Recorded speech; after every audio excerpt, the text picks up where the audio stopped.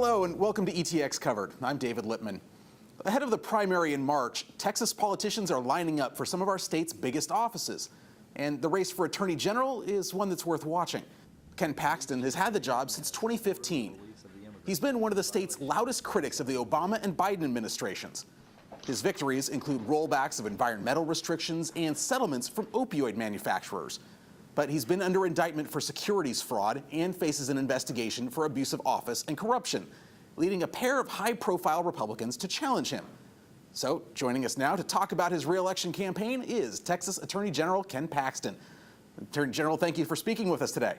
Yeah, well, I appreciate the opportunity. Thank you. First, tell me why you want to have a third term as Attorney General. Yeah, I mean, I think we're involved in some pretty important issues, the issues of our day, really, and whether this state, this country are going to survive. And we're dealing with a president that is operating outside of his constitutional authority, outside of his role as president, operating outside of federal law.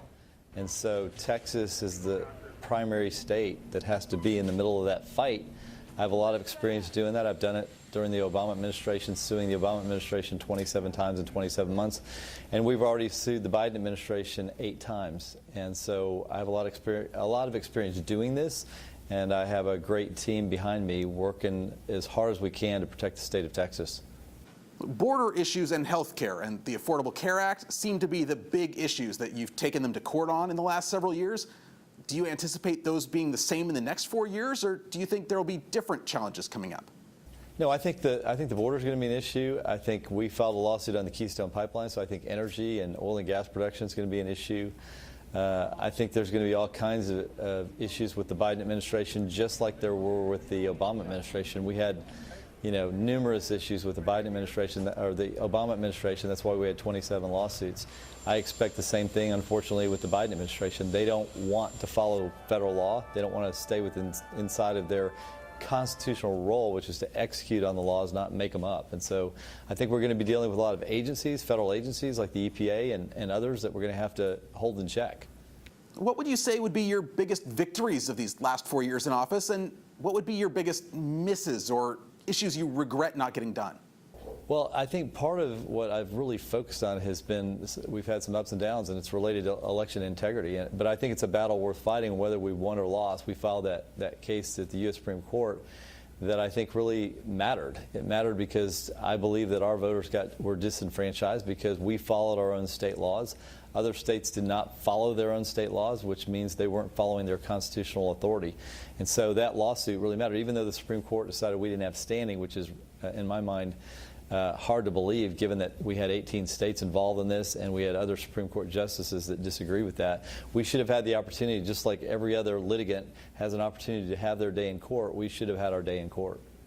We have 2 fairly high-profile Republicans who've already announced their campaigns against you, Land Commissioner George P. Bush and former Texas Supreme Court Justice Eva Guzman. So why do you think that this race for Attorney General is drawing out these kinds of challengers for you? Look, I think it's great. We're in Texas. We've got almost 30 million people in the state. I love campaigns because it gives the opportunity for me to go out and explain to the voters what I've done over the last 4 years and what I want to do going forward. So, I think competition is a good thing, and I welcome the opportunity to debate and to discuss the issues that I think should be and are important to Texans. We know the impact that former President Trump still has on the Republican Party. You've been an outspoken supporter of his, and we know Commissioner Bush has also been an outspoken supporter as well. He said he plans to give an endorsement at some point, so how much are you going to push for that? How much do you think it'll impact this race? Yeah, I mean, I think it's going to have an impact. I think President Trump is still considered the leader of the party, the Republican Party, and he has still a lot to say. As a matter of fact, he's coming to the border, I believe, next week, and I should be there with him. So I've had the opportunity to not only work with him on issues, but really develop a friendship over the last 4 years. And I look forward to working with him as he's in his post-presidency, or maybe if he runs again. But either way, I feel like I'm going to have a connection to the president. And have you talked with him about this upcoming campaign and what he might mean to it or to you? Yeah, we've talked a few times. I don't like to disclose confidential conversations with the president, but we've had a couple of meetings in person, and we've also had a couple of conversations on the phone. So that's not unusual. I did that throughout his entire term as president, and I expect that to continue as I serve as Attorney General of Texas. We're an important state. He knows we're an important state, and he's one of the most significant presidents, I think, in my lifetime. I'm sure during these next 9 months before the primary, your opponents are going to hit on both the charges against you for securities fraud and the open investigation from the FBI. So how do you defend yourself against those claims, and what's your message to voters as they hear more about them? Yeah, I've been dealing with this since I've been in office. I never had to deal with issues like this before I was Attorney General, but for some reason, those issues seem to hit you when you're out making a difference in a position like this. It's obviously a position that we've made a national position, and so when you take on challenges like the Biden administration or big tech, and you take on some of the biggest issues of the day, you find yourself sometimes in the middle of some fights, and I know that's the reality of this job when you do it right, and I just want to focus on what I've done for Texas and what I plan on doing in the future.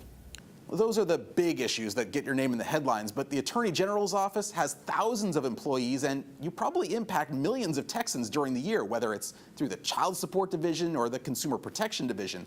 So what do you tell voters here in East Texas about the little things that you do as Attorney General that make them and make the state better?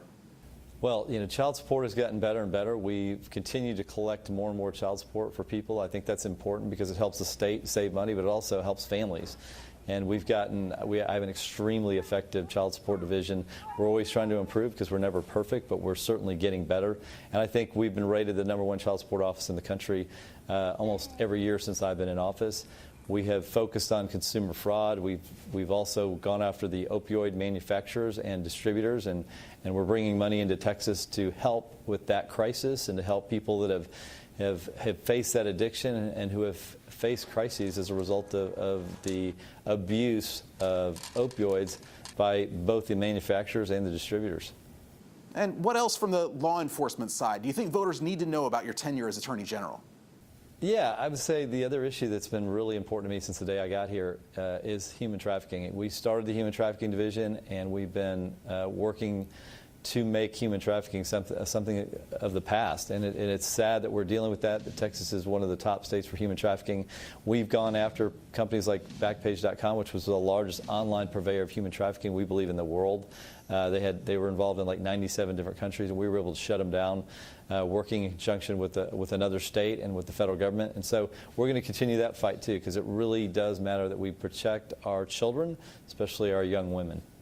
Attorney General Paxton, thank you so much. Really appreciate the opportunity to chat with you today. Well, thanks for having me on. I really appreciate it too.